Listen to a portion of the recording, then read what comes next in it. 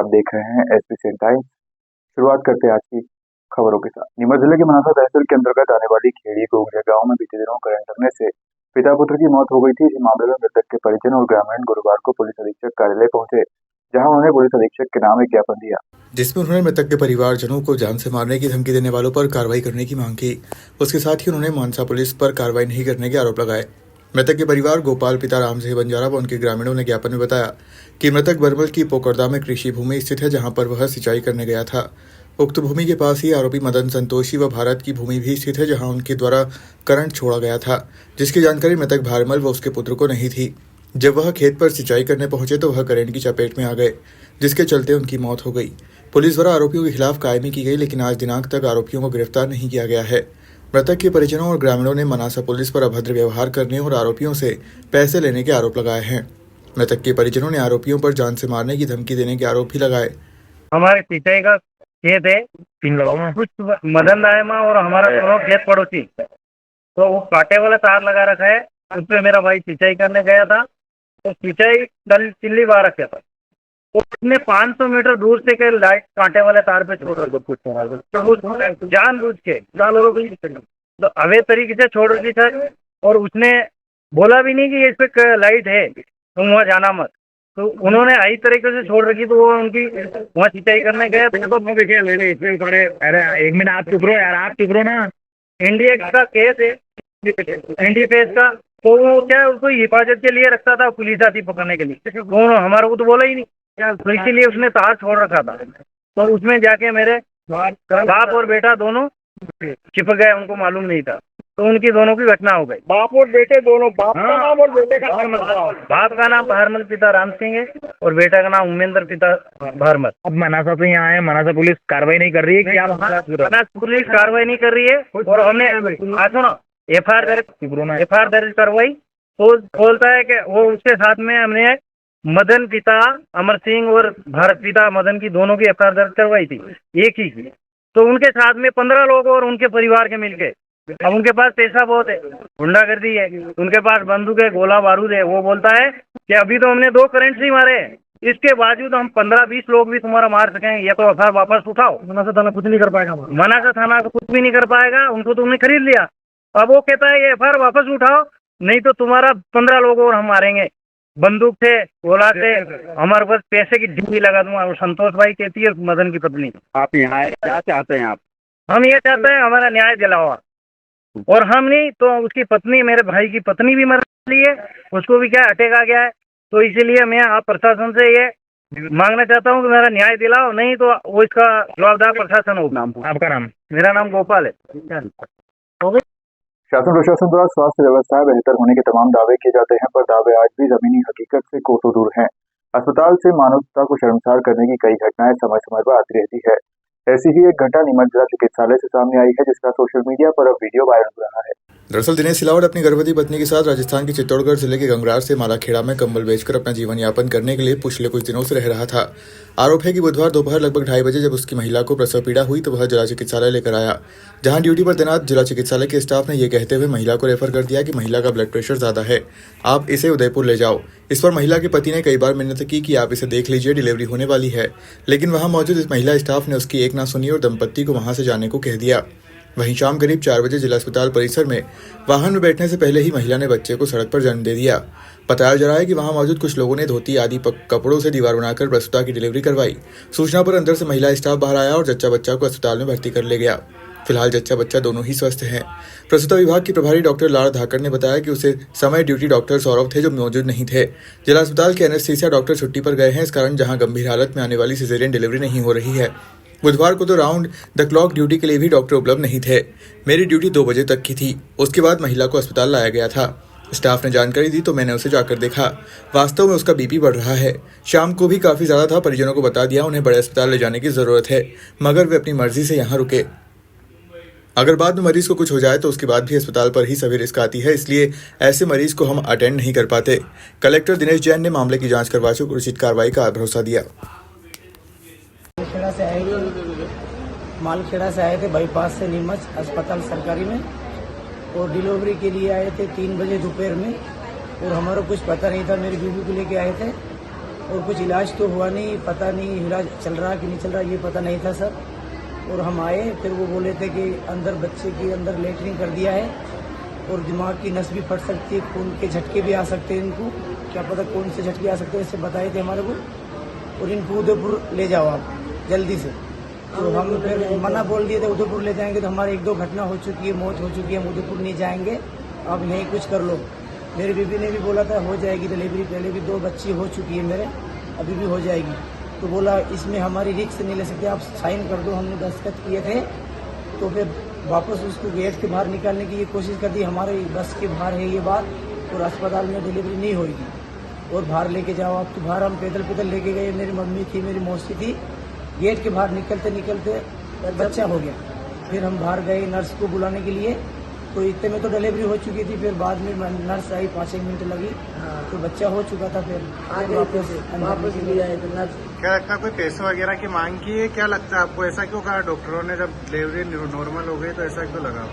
Sir ये नहीं जानते, पैसे की मांग तो नहीं की, उसने हमारे को ये बताया था कि इसकी बच्चा हो समय पे नस भी फट सकती है, झटके भी आ सकते हैं, माँ भी मर सकती है और बच्चे में भी कुछ कमी हो सकती है, ऐसे बोल रहे थे। इसलिए हम डर गए थे सर, इसलिए हम इनको फिर बाहर निकालते बच्चा हो गया। ये क्या नाम है आपका, कहाँ से आए?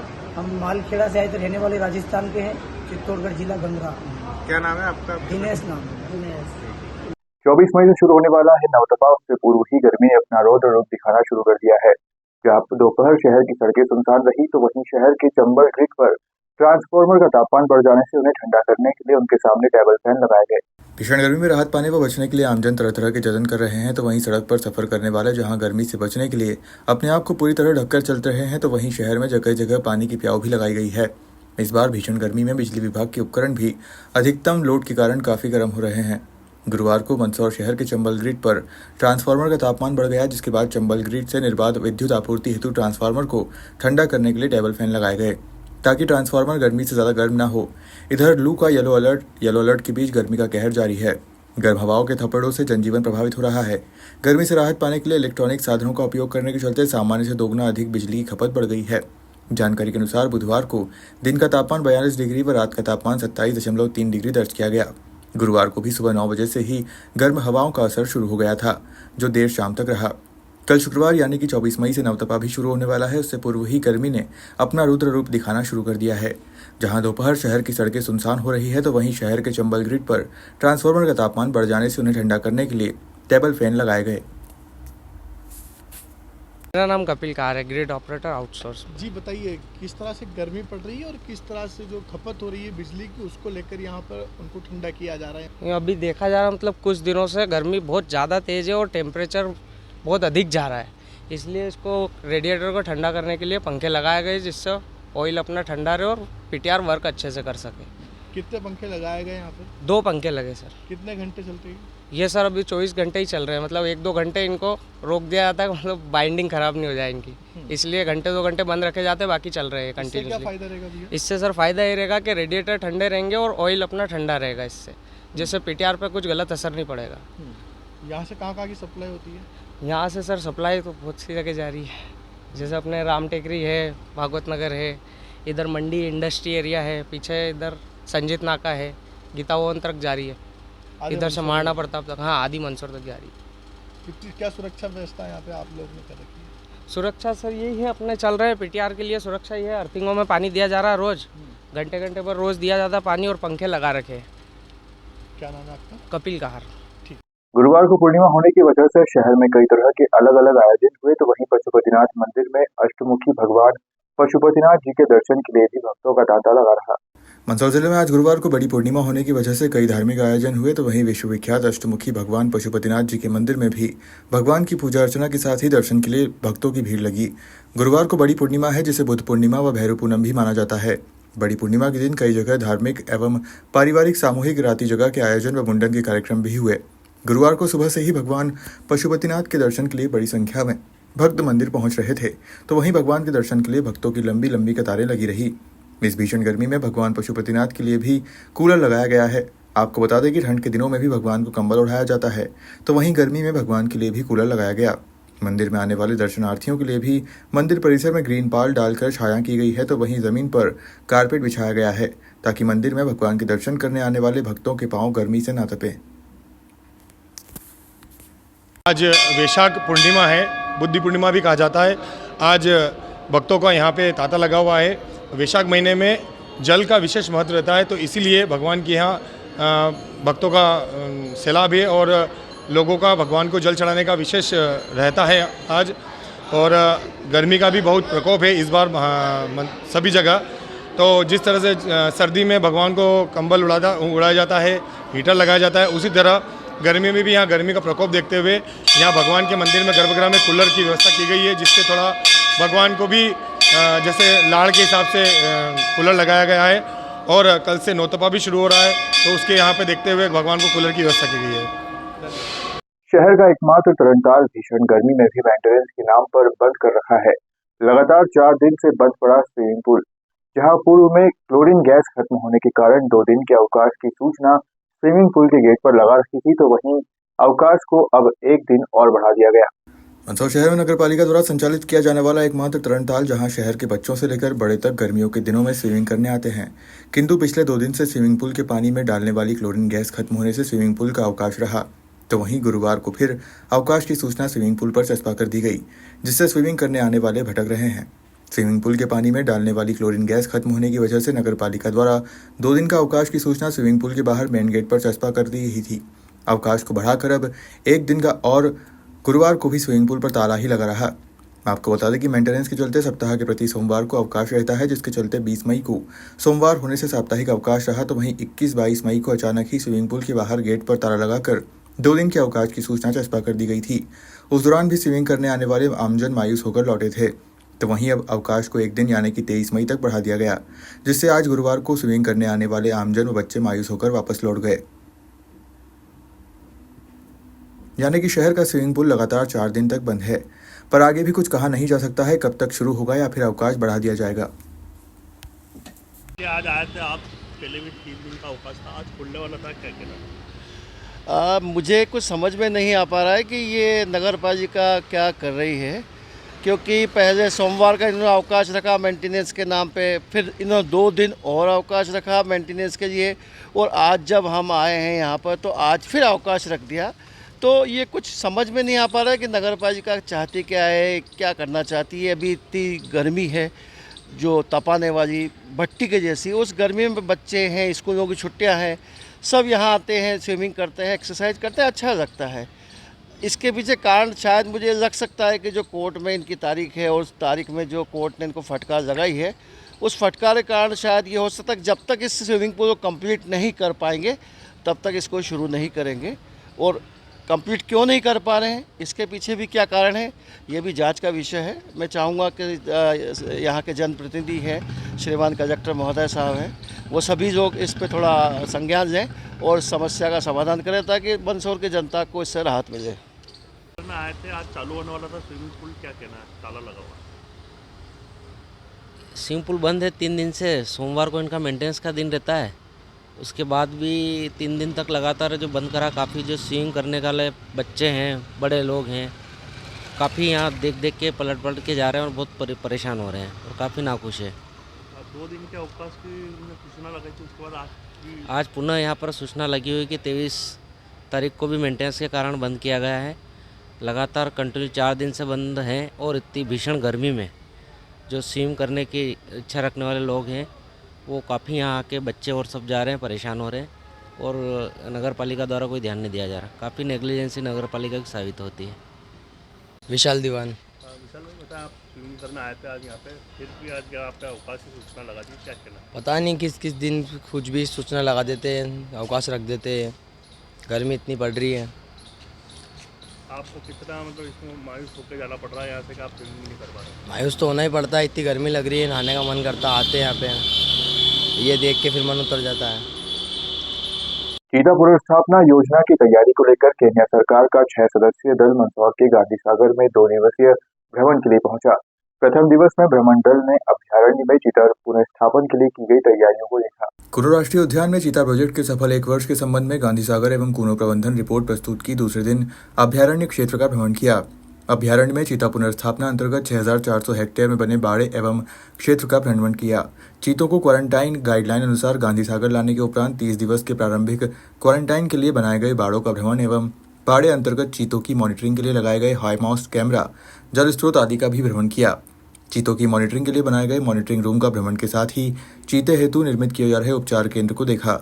भारतीय वन्यजीव संस्थान देहरादून एवं नेशनल टाइगर कंजर्वेशन अथॉरिटी के विशेषज्ञों द्वारा भारत में वन्य प्राणियों की मॉनिटरिंग के लिए उपयोग किए जा रहे उपकरणों एवं तकनीकी के संबंध में भी भ्रमण दल को अवगत करवाया। शहर के समाज सेवी और पार्षद बंसल ने माघ पूर्णिमा के पावन पर्व पर एक निशक्त वृद्ध सिख व्यक्ति का अंतिम संस्कार किया। अंतिम संस्कार के पहले सिख परंपरा अनुसार अंतिम अरदास भी की गई। मंदसौर शहर में एक सिख समाज के 80 वर्षीय निशक्त वृद्ध व्यक्ति जिनका नाम सुखदेव जी है, जिनका बुधवार के दिन जिला चिकित्सालय में उपचार के दौरान निधन हो गया था, जिनके साथ उनकी एक मुंहबोली बेटी मोगिया समाज की थी और उसका एक छोटा बच्चा भी है, जिनका अंतिम संस्कार करना था, जिसकी सूचना जिला चिकित्सालय के एक सुरक्षा गार्ड द्वारा समाजसेवी बंसल को दी गई। सुखदेव जी मंदसौर के नानेश नगर में रहते थे, जिसकी सूचना सुनील बंसल के द्वारा आसपास रहने वाले रहवासियों को दी गई। गुरुवार को बंसल अंतिम संस्कार के लिए सुबह जिला चिकित्सालय पहुंचे, जहां पर नानेश नगर के कुछ रहवासी और सिख समाज के व्यक्ति भी पहुंचे, जिन्होंने वृद्ध व्यक्ति के सिख परंपरा अनुसार अंतिम संस्कार से पहले अंतिम अरदास की, जिसके बाद सुखदेव जी को शव वाहन के द्वारा अंतिम अरदास के लिए नई आबादी स्थित गुरुद्वारा साहब ले जाया गया। अंतिम गुरुदास गुरदीप सिंह छाबड़ा के द्वारा की गई, जिसमें गुरुद्वारे पर मौजूद गुरुचरण बग्गा सहित अन्य समाजजन भी अंतिम अरदास में सम्मिलित हुए, जिसके बाद शव वाहन के द्वारा वृद्ध सुखदेव जी को शिवना नदी स्थित मुक्तिधाम ले जाया गया, जहां पर बंसल ने विधि विधान के साथ मुखाग्नि देकर अंतिम संस्कार किया। कल शाम 7:30 बजे जब गांधी चौराहे पर प्रतिदिन की सेवा की भांति थे, एक जिला चिकित्सालय में गार्ड है, उसने मुझे फ़ोन पर बताया कि एक गरीब व्यक्ति है जो उसके साथ एक लड़की है, उस लड़की का भी एक लड़का है, उसकी मृत्यु हो चुकी है, उनके आगे पीछे कोई नहीं है, अंतिम संस्कार करना है। हम उसी समय वहाँ हॉस्पिटल गए उस लड़की से, और जो वहाँ पे कुछ लोग इकट्ठे थे उस गार्ड से बात करी। लड़की चूँकि कहीं न कहीं बीमार थी, मतलब एक मानसिक रूप से, सारी बात उसने बताई, मेरा कोई नहीं है, ऐसा है वैसा है। तो उनका उसका सुबह 9 बजे, हम 8:30 और 9 बजे के बीच में अंतिम संस्कार करेंगे, और सारी हमने तैयारी कर ली और हम घर आ गए। उसके बाद चूँकि वो नानेश नगर में रहता था, उसके आस पड़ोसी उनको जब पता लगा, और वो क्या पूर्व में ड्राइवर था और सिख समाज का था, तो सिख समाज के भी बंधु वहाँ आ गए और उन्होंने बताया कि श्री बंसल जी आए थे और सुबह 9 बजे का टाइम तय हुआ। तो हम सुबह 9 बजे पहुँच गए, सिख समाज के लोग और उसके आस पड़ोसी भी आ गए। उसे वहाँ पर सिख समाज के रीति रिवाज के अनुसार, सनातन धर्म के रीति रिवाज के अनुसार जिला चिकित्सालय से हम अरदास के लिए गुरुद्वारा ले गए, और गुरुद्वारा से शिवना स्थित मुक्तिधाम पर ले जाकर वहाँ भी जो सिख समाज की पद्धति है और अपना सनातन धर्म की पद्धति से उसका वहाँ अंतिम संस्कार किया।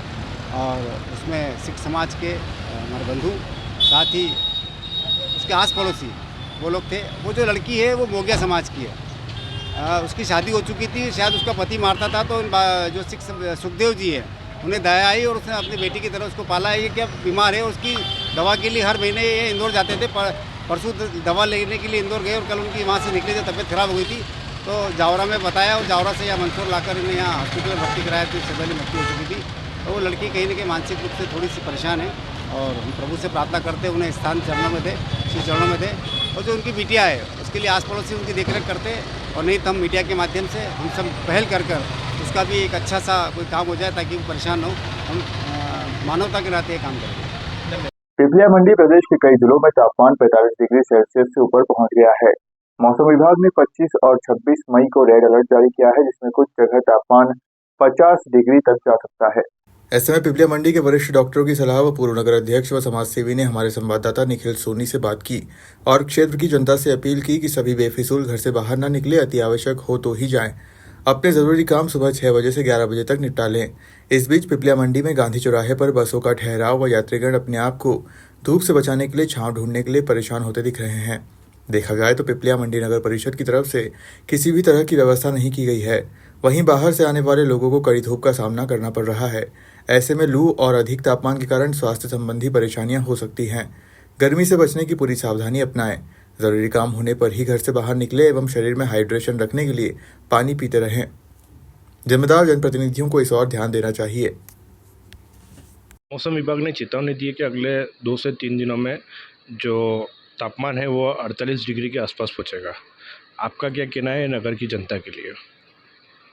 मेरा नगर की जनता के लिए यही कहना है, सबसे पहले तो कि सुबह 11 बजे से पहले अपने सारे काम निपटा लें या फिर शाम को 6 बजे बाद सारे काम निपटाएं। दिन में बाहर न निकलें, ज़्यादा से ज़्यादा पानी पिएं और जैसे साइंटिफिक तरीके से कीवी खाएं कच्ची और प्याज वगैरह खाएं।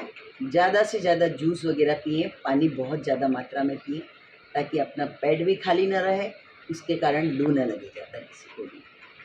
और दूसरा ये कहना चाहूँगी कि इससे बचने के लिए थोड़ा भविष्य का भी सोचें और जगह जगह जहाँ भी जगह हो वहाँ पर पेड़ लगवाएं ताकि उससे थोड़ा वातावरण भी साफ़ होगा, जनता को अच्छा एटमॉस्फेयर मिलेगा, जलवायु भी अच्छी मिलेगी। ये मेरी जनता से अपील है। क्या नाम है आपका? प्रवीणा गुप्ता। विभाग ने चेतावनी दी कि अगले कुछ दिनों में जो पारा है वो 46-47 के भी पार जाने वाला है। इसमें नगर की जनता व आसपास ग्रामीण क्षेत्र के लोगों से आप क्या कहेंगे? अभी सर्वविदित है कि गर्मी अपने प्रचंड प्रभाव पर चल रही है और पीपलिया मंडी और आसपास के क्षेत्र में गर्मी का प्रकोप बहुत ज़्यादा है और टेम्परेचर 43, 42, 44 के आसपास जाने की संभावना है। 42-43 तो अभी चल रहा है, लेकिन निकट भविष्य मौसम विभाग के अनुसार 45-46 जा सकता है। तो मेरा एक निवेदन है सभी लोगों से कि गर्मी में कम से कम जाए, अति आवश्यक हो तो ही जाए, और जो भी काम करना है, जो भी काम मजदूर लोग हैं, मैं उनसे निवेदन करता हूं कि सुबह 6 बजे से अपना काम स्टार्ट करें और 11 बजे तक काम करें और शाम को आप 6 बजे से 7 बजे तक काम करें। अपना टारगेट 6 घंटे कैसे भी पूरा कर सकते हैं। पानी पीने का पूरा ध्यान रखें। और अभी सिर्फ और सिर्फ लापरवाही करने वालों को बीमारी कुछ भी नहीं चल रही, क्योंकि 42 टेम्परेचर के बाद बैक्टीरिया और वायरस करीब करीब समाप्त हो जाते हैं। इसलिए मेरा निवेदन है कि सभी लोग पानी भरपूर पिए, पूरे कपड़े पहन के जाए, लू में कहीं नहीं जाए और अपने शरीर को स्वस्थ रखें। बीमारी नहीं चल रही है, कुल मिला के लापरवाही करने वाला बीमार है। मैं डॉक्टर अरुण मुंद्रा, पीपलिया मंडी। वो गर्मी कंटिन्यू बढ़ती जा रही है। मौसम विभाग ने भी चेतावनी दी कि अगले 2-3 दिन में 12-45 डिग्री के पार जाने वाला है। क्या कुछ क्षेत्र की जनता व आसपास के गाँव के लोगों से आप निवेदन करें? क्षेत्र की जनता को बस इतना कहना है कि यदि अपना शरीर अपना साथ नहीं दे, अपने शरीर में लक्षण प्रकट हो जाते हैं गर्मी के कारण, लू तापघात के, तो वो शरीर अपन को पहले से बताता है कि अब अपनी स्थिति नहीं है, आप गर्मी से बचे या गर्मी में न जाए। तो अपने शरीर की सुने, अपने अगर शरीर में अगर कोई कष्ट हो रहा है या तकलीफ है तो उसको पूरा ध्यान दे और अपने आप को रेस्ट और ठंडी स्थान पे ले जाने की कोशिश करें।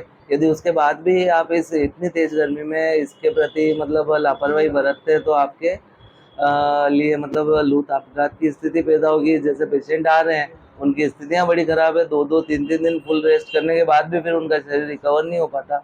शरीर में पानी की भारी कमी और उनके शरीर में बुखार का जो है मैकेनिज़्म ख़राब हो जाता है गर्मी के कारण, लू के आघात के कारण, जिसके कारण उनका बुखार भी नहीं उतरता। ऐसी स्थिति में बस यही कहना है कि अपने आप के सुने, अपने शरीर में अगर स्थिति नहीं है, क्षमता नहीं है तो कृपया उससे लड़ाई नहीं करके और अपना काम थोड़ी देर के लिए रोक के और आराम करें। डॉक्टर अमित जैन। मौसम विभाग ने चेतावनी दी कि अगले 2 दिनों में जो तापमान है वो 48 डिग्री के आसपास पहुँचेगा।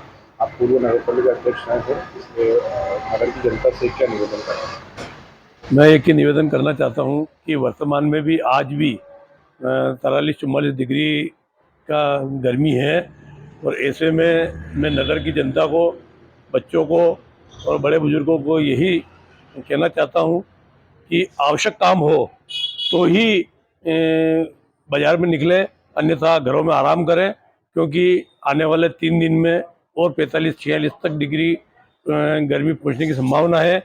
ऐसी स्थिति में आप लोग घर में रहें, सुरक्षित रहें। धन्यवाद।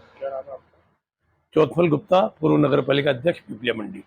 सीतामऊ नगर में पुलिस थाने के पीछे स्थित सिद्धि विनायक 2 कॉलोनी में अनियमितताओं की कई शिकायत जिला कलेक्टर के पास पहुंचने के बाद जिला कलेक्टर दिलीप यादव के द्वारा संयुक्त जांच दल गठित किया गया। जांच दल में जिला शहरी विकास अभिकरण की अधिकारी गरिमा पाटीदार, टीएनसी अधिकारी विनीता दर्शियांकर, सीतामऊ एसडीएम स्वाति तिवारी, स्थानीय नगर परिषद के इंजीनियर एवं पटवारी मौके पर पहुंचे। अधिकारियों ने कई बिंदुओं पर जांच की, जिसमें कॉलोनी में ईडब्ल्यूएस एवं एलआईजी के लिए छोड़े गए भूखंडों का भौतिक सत्यापन किया गया, जिसमें प्रारंभिक रूप से अनियमितता पाई गई है। साथ ही कॉलोनी में पेयजल लाइन एवं ड्रेनेज की गंभीर समस्या भी पाई गई है। वहीं मौके पर रहवासियों ने बताया कि मकान बेचते समय कॉलोनाइजर द्वारा बड़े बड़े सपने दिखाए गए थे, लेकिन पैसा मिलने के बाद कॉलोनाइजर ने कभी कॉलोनी में आकर झांका तक नहीं। जिसके चलते मूलभूत सुविधाओं को लेकर आज तक रहवासी परेशान हैं। वहीं जांच करने पहुंची एसडीएम स्वाति तिवारी ने बताया कि प्रारंभिक रूप से अनियमितताएं पाई गई हैं। 1-2 दिन में पूरी जांच रिपोर्ट जिला कलेक्टर को प्रस्तुत की जाएगी।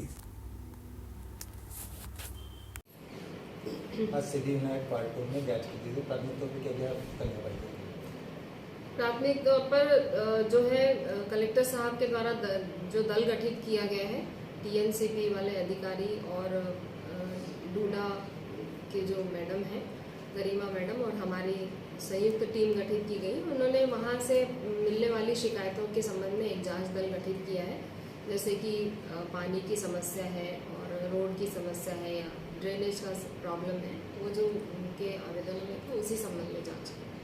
कितने दिनों में जांच करी है? जांच आज मौका निरीक्षण किया गया है, बिल्कुल 2-3 दिन में साहब को जांच रिपोर्ट पेश करेंगे। जांच में आप उपस्थित थे, क्या आपने पाया अनियमितता है वहाँ पे? प्रारंभिक तौर पर तो जो पब्लिक ने बताया है, तो प्रारंभिक तौर पर थोड़ी अनियमित। आज के लिए बस इतना ही। आप देखते रहिए SBCN टाइम।